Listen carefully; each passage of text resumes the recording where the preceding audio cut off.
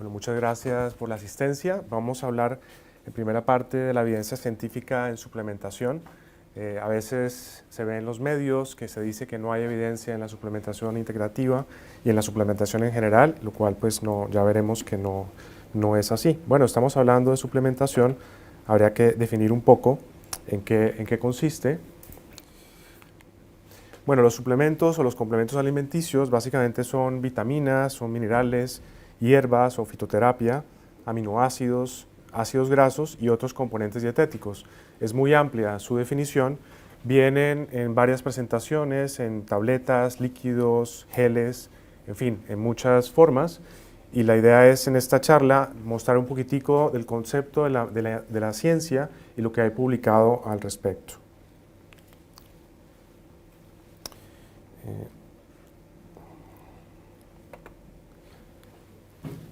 Aquí tenemos, si hablamos de suplementos y lo que es las vitaminas y de ciencia, tenemos que nombrar a Linus Pauling. Él, como sabéis, es el que habló principalmente de la vitamina C y su importancia en la salud. Una de sus frases, preservar la salud y tratar enfermedades administrando la cantidad óptima de moléculas que son necesarias para el organismo. O sea, ya un 2 veces premio Nobel está hablando de la importancia de las vitaminas y minerales. Lo que está pasando a nivel mundial también con la tercera edad, sabemos que hay deficiencias de nutrientes por problemas de deglución, otras comorbilidades, los fármacos, el uso de fármacos también baja la cantidad de nutrientes, sobre todo micronutrientes, o sea, vitaminas, minerales. En este estudio nos dicen, es un metaanálisis, veremos que los metaanálisis tienen el nivel de evidencia más alto. Independientemente de la zona geográfica, los hábitos alimenticios y en general los hábitos son los que van a condicionar de manera más importante la nutrición y estas deficiencias. En el máster hacemos mucho énfasis, sobre todo en los 2 primeros niveles, en la nutrición, la dieta es básico, y luego ya empezamos con los micronutrientes y las vitaminas y la fitoterapia.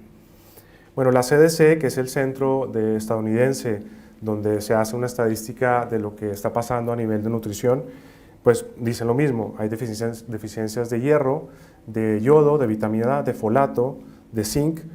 Esta estadística importante a nivel mundial, en edades entre los 6 meses y 5 años, más o menos la mitad de esta población tiene deficiencias de estos nutrientes. Entonces, estamos hablando de temas que son prevalentes en todo el mundo, que tendríamos que diagnosticar y tratar primero con nutrición y luego con abordajes de suplementación.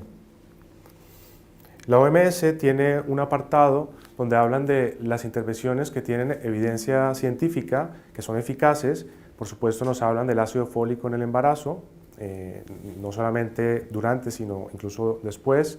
El yodo, especialmente en países donde hay deficiencias hay cretinismo. Me encuentro en la consulta, todavía hay problema con el yodo en algunas poblaciones, incluso aquí en España.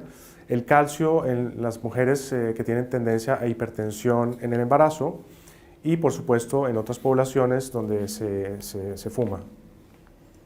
Esta es una revista, Nutrients, es muy reconocida, de alto impacto, del 2015, donde miran lo que está pasando en Europa, especialmente en los niños, en cuanto a estos nutrientes, la vitamina D, la E y el yodo. Y ven pues eso, que todavía tenemos retos y tenemos que seguir trabajando, primero desde la nutrición y segundo desde la suplementación para poderlos corregir.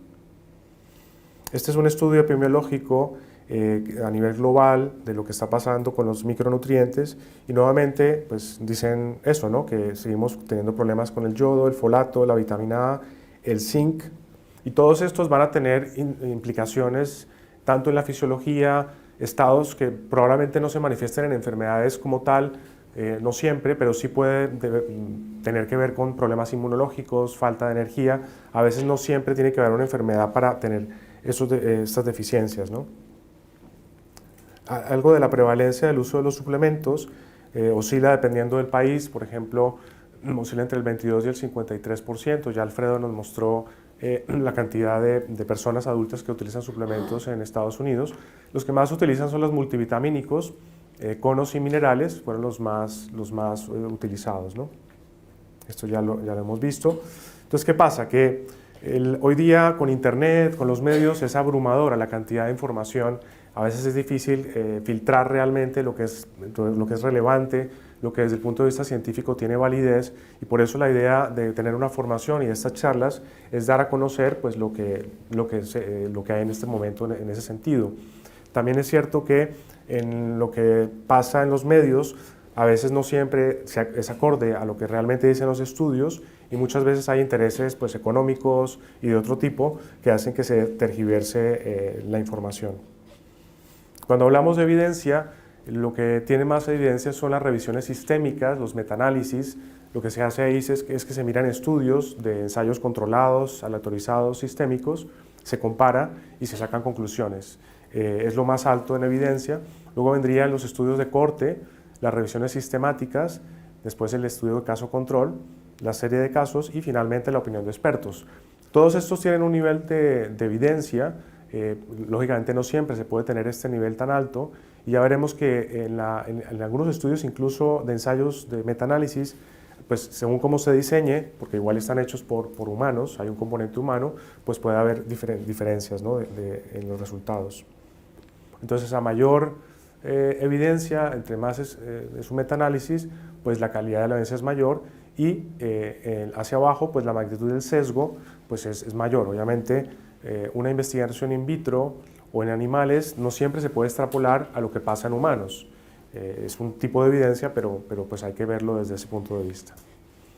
También se clasifica la evidencia científica en diferentes grados. Este es de la escala de Oxford, en la cual se ha clasificado en A, B y C, y cada una, dependiendo del tipo de literatura que la soporta. Por ejemplo, la 1A son revisiones sistemáticas, homogéneas. Se han estudiado poblaciones grandes que son más o menos homogéneas, que son con placebo, controladas, en fin, y es la más alta, ¿no? Es la 1A.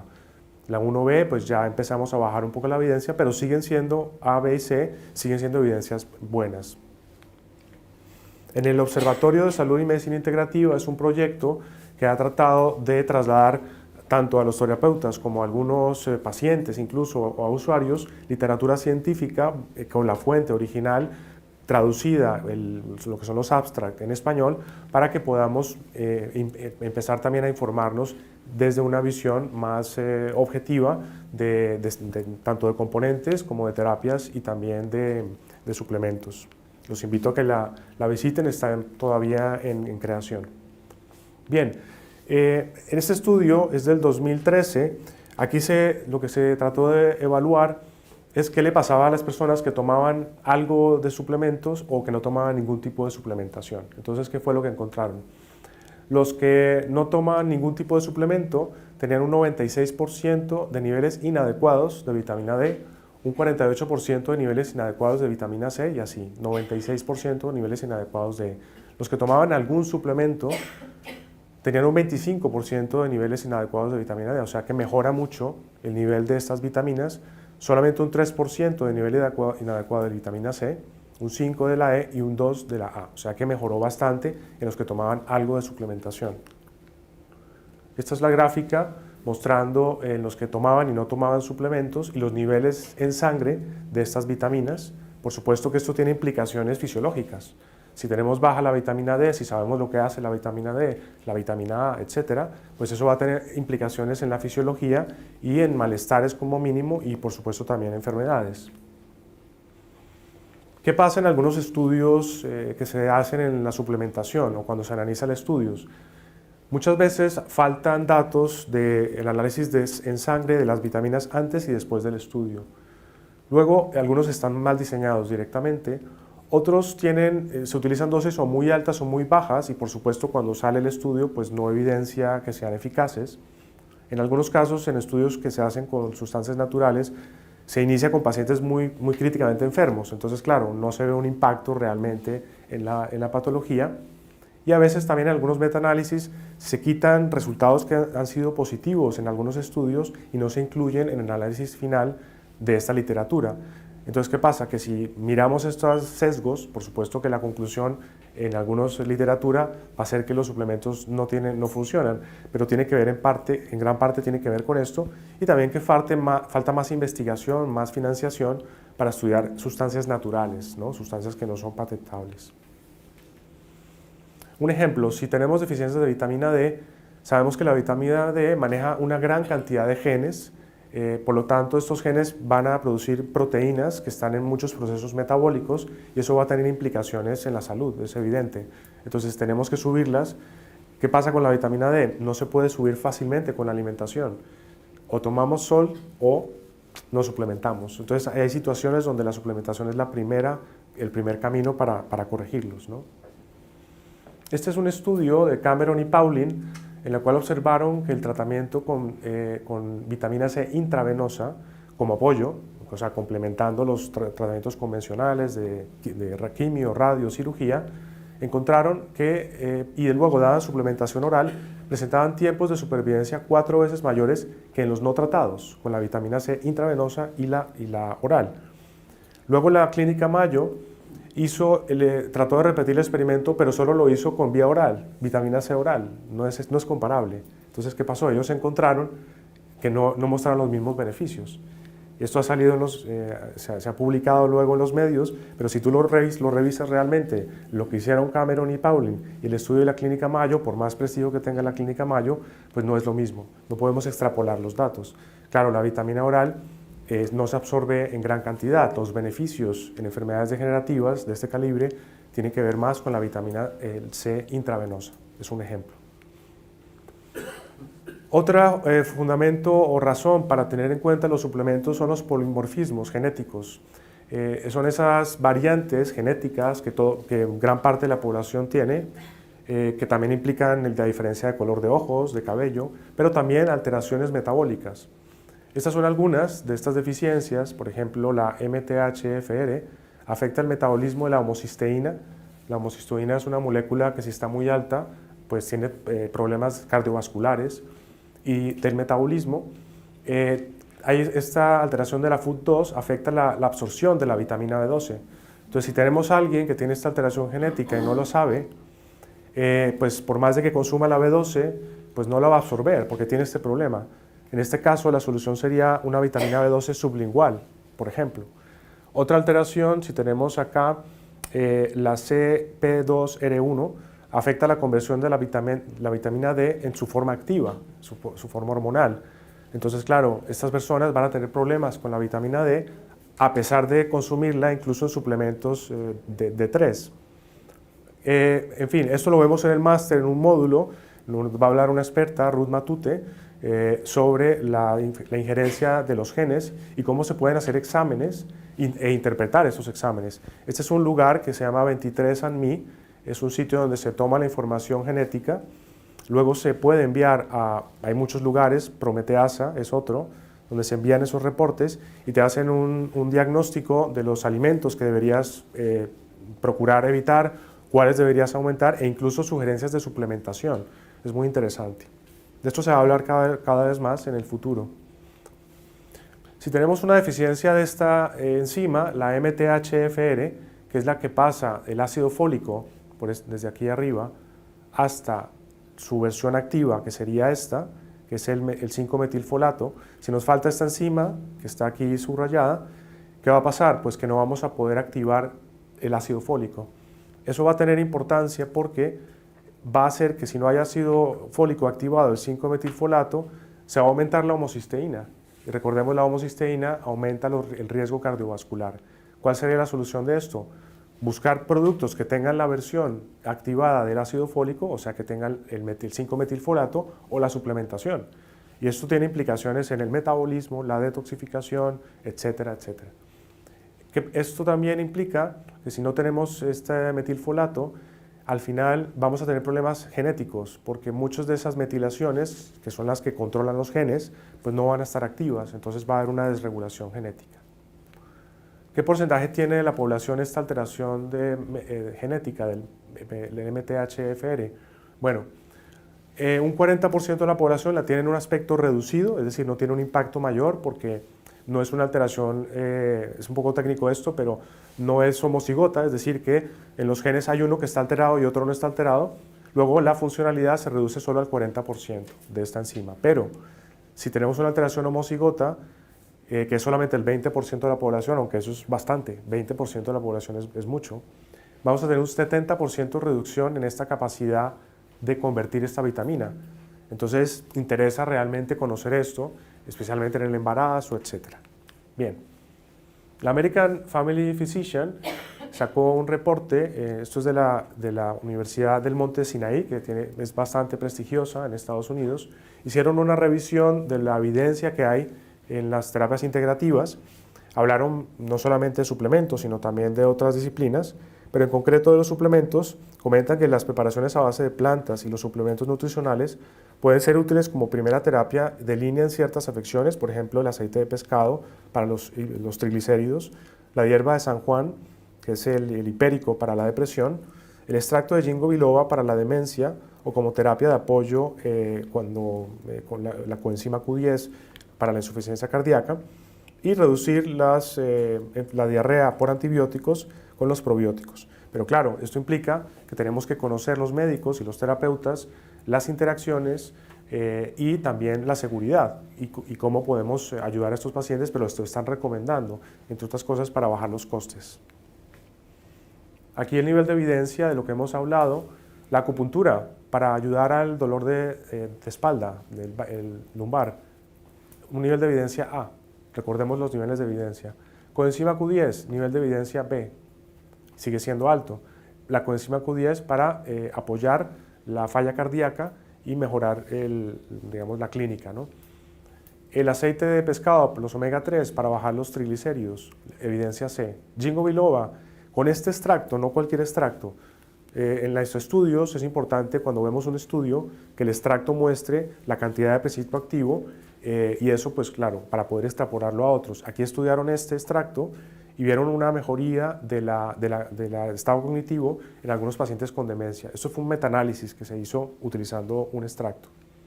Y así hablan también de la musicoterapia, los probióticos para bajar el índice de diarreas en los pacientes que toman antibióticos en un nivel de evidencia A. Entonces, desconocer esto, para los que somos terapeutas, pues realmente ya es el momento de que nos formemos. En medicina, por lo menos, cuando yo lo estudié, pues no se enseñaba mucho realmente de nutrición, de suplementación, y yo creo que es hora de que empecemos a aprender más sobre esta parte importante de las terapias. Bueno, aquí del omega 3, derivado del pescado, pues hay mucha literatura al respecto. Ya se sabe que baja los triglicéridos. Las dosis que se utilizan son altas para tener ese efecto, hasta 4 gramos. Incluso se ha visto que con dosis de 5 gramos pues no aumenta el sangrado, que es una de las cosas que se dice de los omega 3, para ser seguro incluso a esos niveles. El ginkgo biloba, lo que les decía, utilizando un extracto, en este caso era un extracto con una concentración del 22 al 27% de flavonoides de ginkgo. Esa es la característica de ese extracto para que se dieran esos resultados. Esto fue un metaanálisis en el cual se pudo encontrar ese efecto beneficioso, ¿no? Aquí es tema de los probióticos, lo que ya les había dicho, estas son las bacterias que más evidencia tienen para la diarrea, el Lactobacillus species, las bifidobacterias, y los Saccharomyces, que es una levadura no patógena, ¿no? Es lo que se tendría que utilizar de rutina incluso en pacientes que toman antibióticos. Aquí en el artículo comentan que debería ser iniciado el probiótico el primero o el tercer día del uso del antibiótico y luego hasta una semana después para tener los beneficios que estamos encontrando. El hipérico, ya muy conocido en la fitoterapia y su efecto incluso en Cochrane, que es un sitio de revisión sistemática de literatura, se ha visto el efecto especialmente en depresiones leves, con efectos secundarios mínimos, pero algunas interacciones. El hipérico no lo podemos mezclar con antidepresivos inhibidores de la recaptación de serotonina. Entonces ahí vemos que se requiere formación, sobre todo en fitoterapia. ¿Cuál es la seguridad de los multivitamínicos? Este es una revisión de Nutrients del 2017, una revista de muy alto impacto, y lo que pudieron encontrar después de estudiar multivitamínicos, tenían que ser con ciertas características, más de 9, y encontraron que incluso después de 10 años no encontraron que hubiera efectos secundarios. Por supuesto no aumentó la mortalidad, o sea que son seguros en el largo plazo, por lo menos en este estudio que se hizo sobre estos suplementos. Este es un estudio de JAMA, es un estudio prospectivo, se hizo, ya lo verán, durante varios años. Lo que se hizo en este estudio es ver El uso de multivitamínicos en la prevención en este caso fue de hombres, eran médicos de cáncer, se hizo prospectivo durante 11 años tomando sistemáticamente suplementos y miren lo que encontraron. Fue un estudio randomizado, controlado, mayores de 50 años, durante 11 años. Hubo una adherencia a la terapia hasta el 67%, que es bastante. Se tomaban fotos cuando viajaban, porque ya se conocían más o menos, eran 14.600 médicos hombres, entonces cuando viajaban tenían que llevar sus vitaminas y bueno, se hizo como una especie de fraternidad.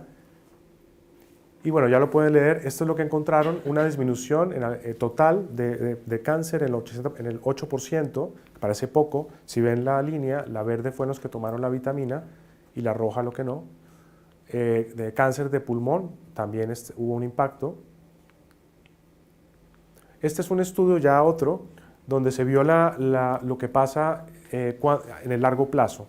Se le dio a unos pacientes durante 4 años selenio y coenzima Q10, incluso 10 años después se persistió el efecto beneficioso de ese impacto de esas vitaminas. O sea que esos pacientes, 10 años después, ya incluso sin tomar estos dos componentes, bajaron la incidencia de otras enfermedades.